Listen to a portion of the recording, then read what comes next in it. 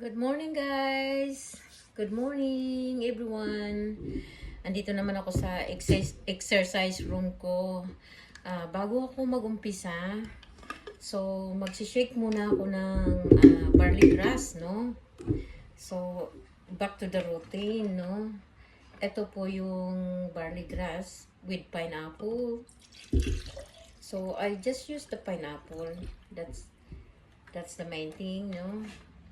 Use the pineapple.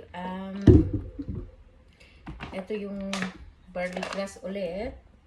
So, inumin ko muna to bago tayo magsimula ng exercise, no?